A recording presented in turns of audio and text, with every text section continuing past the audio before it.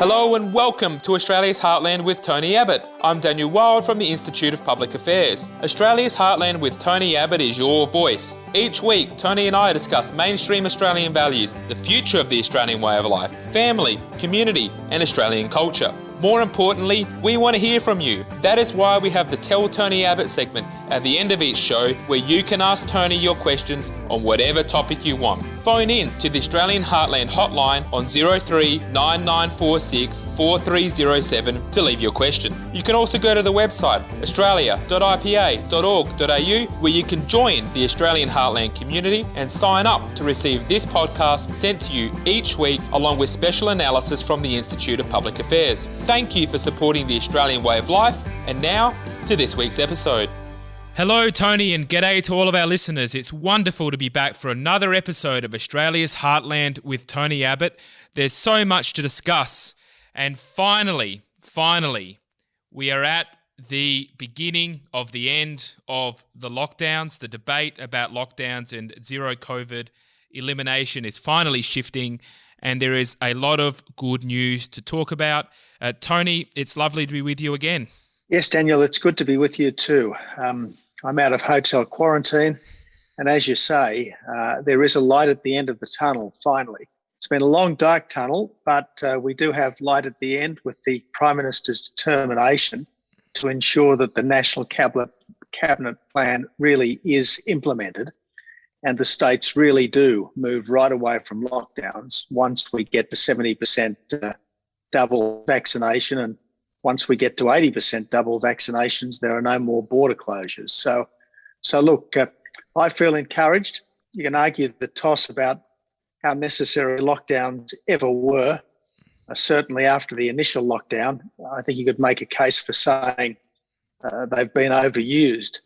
But certainly we just have to grit our teeth now for the next few weeks, confident that at least in New South Wales, and I suspect elsewhere as well, once we get to 70%, we've seen the back of lockdowns. Indeed, it's very good news. And you mentioned the Prime Minister, Tony, and in a press conference delivered on Monday, Scott Morrison said this, and I quote, "These lockdowns, once we reach our goal, that is the vaccination goal, we know on the scientific, medical and economic advice do more harm than good." And we've also seen big business groups and a number of epidemiologists over the last couple of days talk about the problems of lockdowns and that we need to move away from trying to eliminate the virus.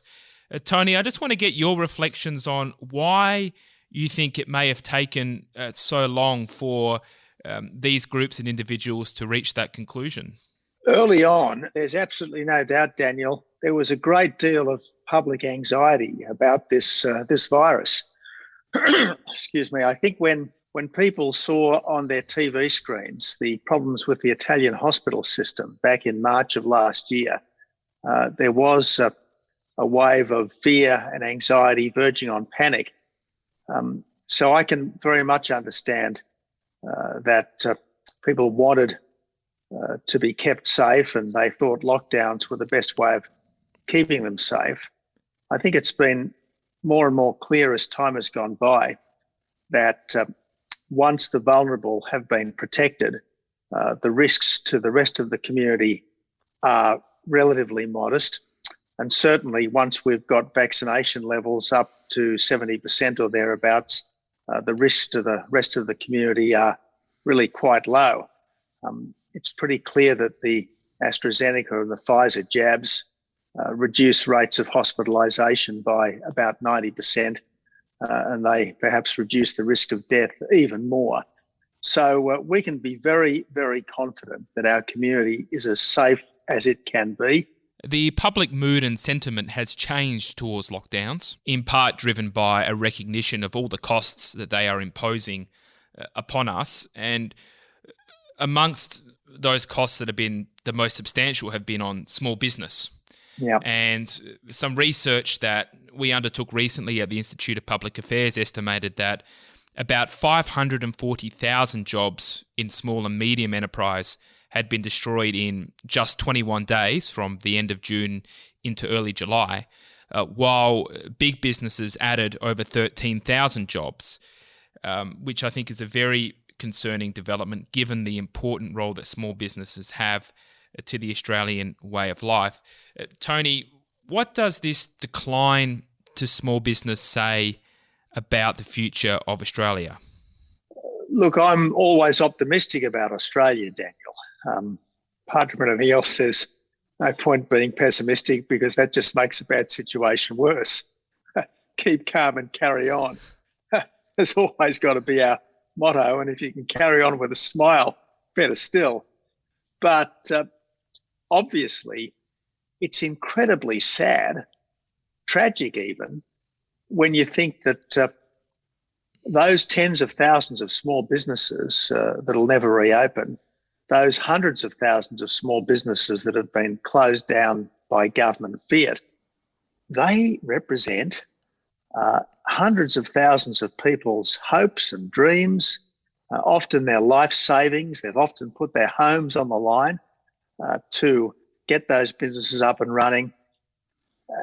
And those hopes and dreams will all have been crushed by this. Now, because we're pretty resilient and the sort of people who go into small business tend to be pretty tough, they're the people who are more than most of us prepared to have a go. Most of them will come back, but not all of them will. And that's the tragedy of all this. Now, we know that almost no one has a magic carpet ride through life, and we have to accept that life will have its downs as well as its ups. But it is sad to see so much psychic pain and suffering, so much economic loss, as well as everything else, some of which arguably has been unnecessary and over-the-top actions by government. It has, and I just want to draw you out on that a fraction, Tony, if I could, because your government pursued many ambitious reforms, whether it was to do with the budget, tax, agriculture, federation, and with any reform agenda for that to succeed, it requires support of the community at large, and big business and their associated lobby groups play a very important role in public debate. Now, many big business leaders have been in favour of lockdowns or have at least been silent on opposing them. And I just wanted to get your insights into the role of big business in public policy in Australia and how you think that has changed over, say, the last 2 or 3 decades. That's a good question, Daniel. I think there's no doubt that we've seen a lot of woke capitalism in recent times.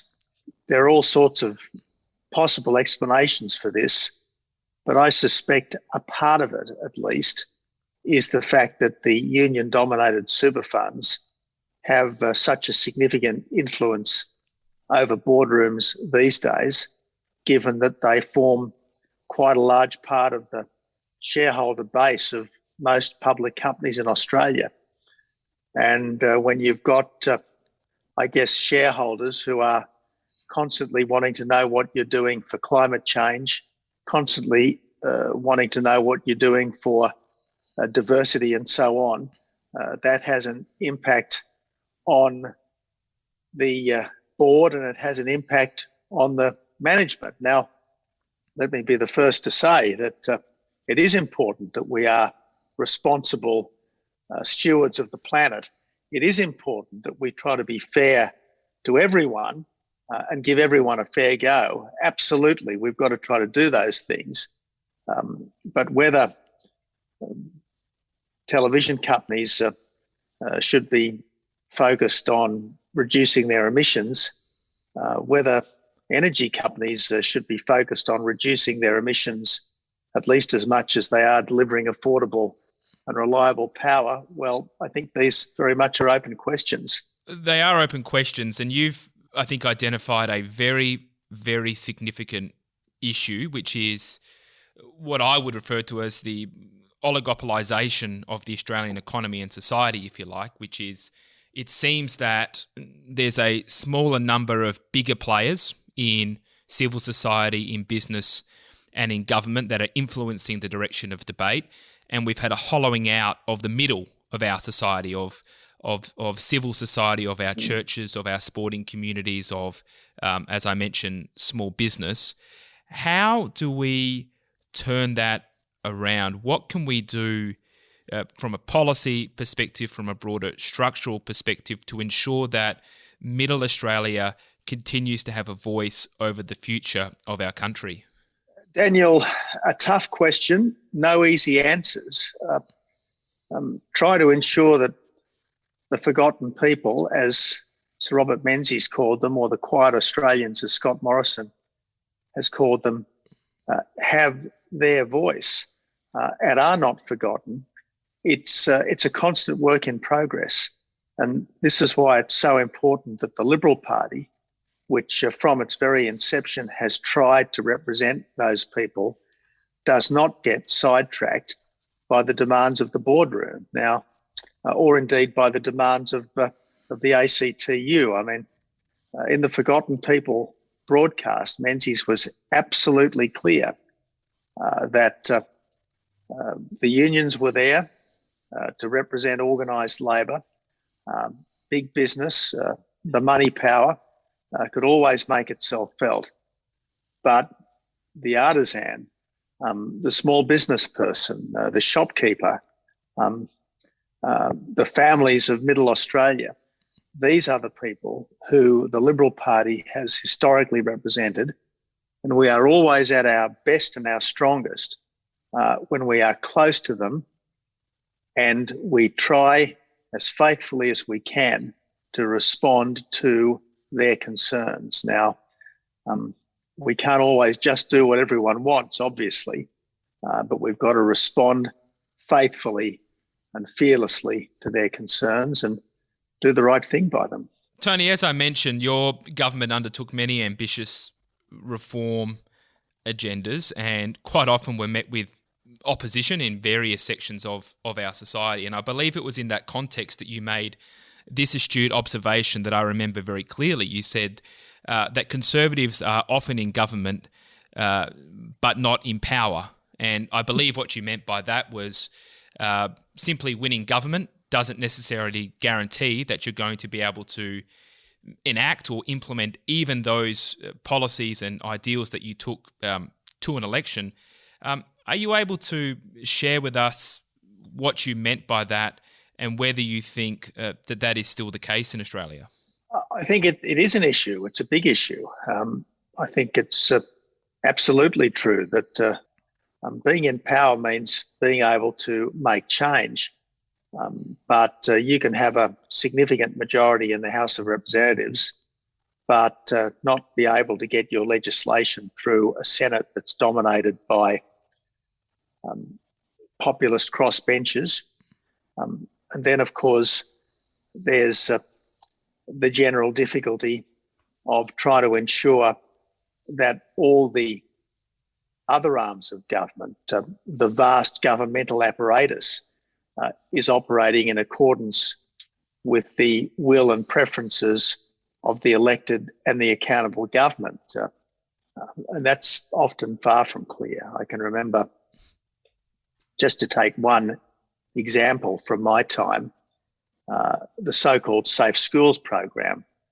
Now, this was effectively a social engineering program dressed up as an anti-bullying program. It was put in place and funded by the Gillard government, and yet it was actually formally announced by a very junior minister in the Abbott government, because this particular person was told by the department that it was all ready to go and it was his job to announce it. Now, the person who made the announcement did indicate at the time that this wasn't a program of the Abbott government, it was a program of the previous government. But I think it would also be fair to say that had any of us known just how culturally Marxist this program was, it would have been cut off at the pass, so to speak. But this is where the apparatus of government is now so vast. It's very difficult for ministers to be fully on top of all of these ramifications particularly if they're only in their portfolios for a relatively short space of time. What does that say about the state of Australian democracy? To me, that sounds, and you may not be saying this, but to me, what I get from that is that essentially bureaucrats can wait out a minister, that they know that in 2 or 3 years' time, in all likelihood, the current minister in whatever portfolio it may be will likely be gone, and there'll be someone new in that position, and they can simply wait out a minister that they may not approve of. Do you think that that's a fair assessment, Tony? In my experience, the public servants that I dealt with as Prime Minister and as a minister in the Howard government all regarded themselves as professionals, and they all saw themselves as carrying out as best they could the policy and the programs of the government of the day. That said, there is absolutely no doubt that some public servants privately are not at all necessarily sympathetic with the agenda of the government of the day. And I think there is a tendency on the part of some public servants to think, well, look, we're here forever. The minister isn't. So we'll humour the minister if needs be, but essentially we'll get on with doing what we think is best. Now, I think certainly the further to the top of the public service you get, the more determination there is to be impartial and professional in the classic Westminster tradition. But it's a very rare human being who can always resist the personal preference when faced with something which is not to your taste, is not to your liking. Is it the case now that if you're a Conservative or somebody who's not happy with the direction of certain issues in our country, that it's simply not going to be enough just to vote every 3 or 4 years and expect that whatever your preferences are will automatically be enacted, but that perhaps we have to be willing to engage a bit more vigorously in public debate in order to be able to try and win on the issues that are facing the future of our country? There's a lot in that, Daniel. I've often observed that a majority that stays silent does not long remain a majority. And I think this is true. I think too many good people have been too silent for too long. And I think this is one of the reasons why there's been such an avalanche of change in the last few years. So I think it is very, very important for people not to think that their civic duty ends the moment they leave the ballot box every 3 or 4 years. I think we do have an obligation to speak out for the things we believe in, politely, reasonably, moderately, rationally. I think we do have a duty to speak out for the things that we believe in within our own families, within our workplaces, in all the places we socialise. And if we don't, those who feel more strongly, or at least who express themselves more forcefully, are almost inevitably going to carry the day. I mean, just look at what's happening in Kabul at the moment. I don't believe that the Taliban have prevailed because they had better technology or better arguments than the West and our Afghan allies. They've prevailed, for the moment at least, because they believed more strongly. They had a stronger will. They had a deeper faith. They were prepared to outlast their opposition. And there's a sense in which what that demonstrates is that it's the people who care the most, the people who do the most, who are going to prevail. And they're not necessarily always the best ones. Well, Tony, you mentioned there Afghanistan, and if I could just stick with that topic. As Prime Minister, you oversaw Australia's largest troop deployment against ISIS. And given your experience in that area and in foreign affairs more generally, and given what has already happened in Afghanistan, I'd be interested in getting your insights and assessment of what is the best approach that the West can take going forward? Yeah, it's a bit like the Irishman asked the way to Dublin. I wouldn't start from here. Look, I think there's absolutely no doubt that the last few weeks have been a humiliation for the West, and in particular for the United States. There's no doubt that the West generally, and America in particular, can come back from humiliations. The humiliation of Singapore was not the end of British power. The humiliation of Saigon certainly was not the end of the American century. But nevertheless, this is a humiliation.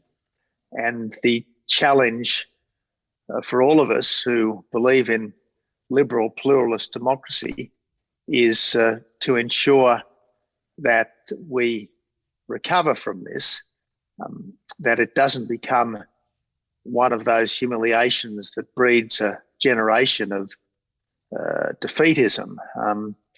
That's the challenge. Now, I don't think this shows that there's anything wrong with Australia's American alliance. I think it just shows that we need to redouble our efforts to ensure that there is real steel in that alliance, real spine in that alliance. And that's going to mean in the months and years ahead, Australia being prepared to do more, to demonstrate to our American partners that we are pulling our weight, we are doing our bit just to try to stand up for liberal pluralist democracy in our part of the world.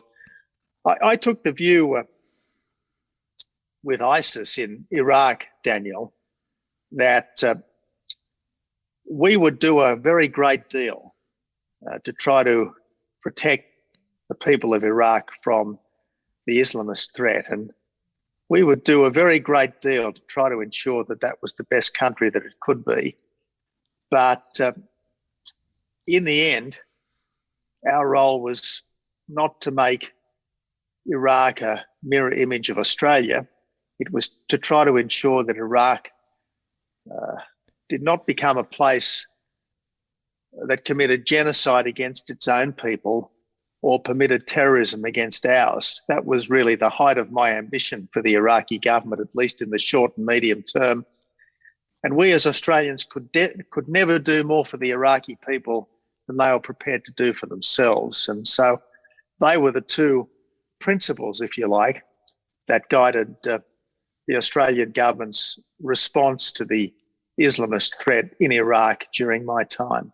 Well said, Tony. Thank you for that. And with that, I'd like to turn now to our favourite segment, which is the Tell Tony Abott segment, which is your chance, our listeners, to ask Tony your questions and to join in with us in the discussion about the future of Australia. And Tony, we have two very important and interesting questions today.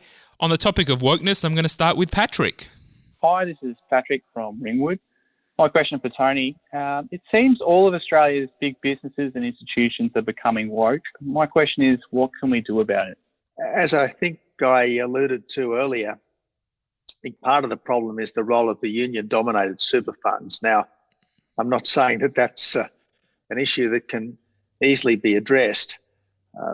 If it were me, we certainly wouldn't be lifting the compulsory superannuation contributions from 9.5% to 12%, because that's just going to put more money into the hands of the union fund managers and going to see even larger shareholdings by them in Australian businesses. So I think the first rule of government is try not to make a bad situation worse. The political version of the Hippocratic Oath, first do no harm. And I reckon that 9.5% is more than enough to be made to put into super, particularly when it's going to the union-dominated super funds by and large. And I just, at the very least, hold things there. Okay, and Tony, on to our second question and a bit of a change of pace. This one is about nuclear power. Hi, Tony. This is Maria from Queensland. My question is, isn't it time for Australia to start using nuclear power, given it is affordable and reliable? Yes, it is. Yes, it is. And I note that the government, the Morrison government, has been taking some tentative steps towards that. I do think that what's changed over the last few years is, first, we are more conscious of the fact that nuclear power generation is the one proven means of generating zero emissions baseload power. And second, given the rapidly deteriorating strategic situation, we're very much more conscious of how much better it might be for Australia if we had nuclear-powered submarines rather than conventional-powered ones. So I think the climate consciousness and awareness of our strategic situation both are, I think, in their own way, diminishing the popular opposition to nuclear power that might have prevailed for a long time. Tony, and with that, thank you for answering our listeners' questions, and thank you again for a very interesting and important discussion. It's been wonderful discussion, and thank you very much again for joining us. Good on you, Daniel. Lovely to be with you and the IPA's friends and supporters.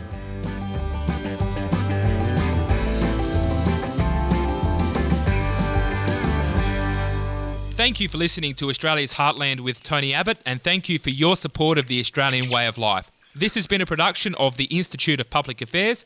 To find out more or to become a member, head to ipa.org.au.